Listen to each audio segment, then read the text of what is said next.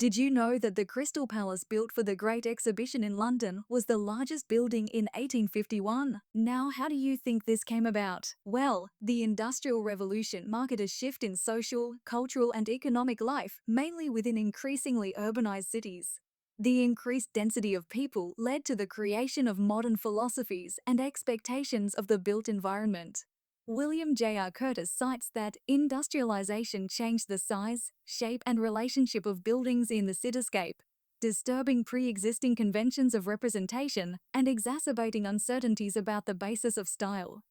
There was a push to utilize newly founded technology, including mass production of materials like iron and glass, to explore new spaces and forms.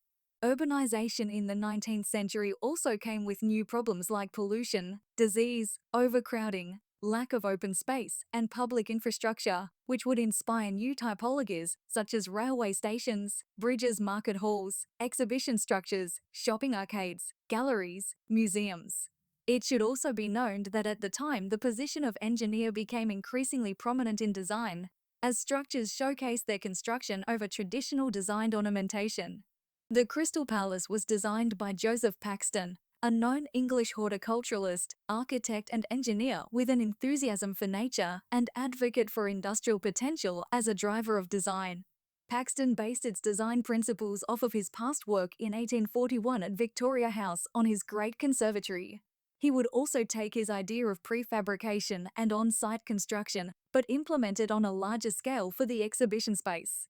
For the venue, he sought to prioritize the functionality of his design, having an open plan with limited internal walls, creating a more flexible space for different displays, and a hall big enough for large crowds, relying on columns and beams to hold the structure together. Iron was primarily used as it was malleable and could hold strong over large distances. The structure was also designed into modules typically 24 feet and ranging sizes by multiples of 24. This made prefabrication very advantageous as sets of columns, beams, cross-girders, railings, etc. could be mass-produced cheaply and be easier to build on site and be taken down.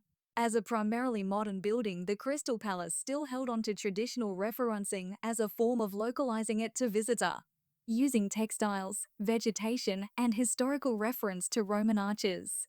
After all the planning, within 8 months, the Crystal Palace was erected. A unique design and testament to its time. Utilizing 3,300 columns, 2,150 girders, 372 roof trusses, 24 miles of gutters, 205 miles of sash bar, 900,000 square feet of glass, and 600,000 cubic feet of timber.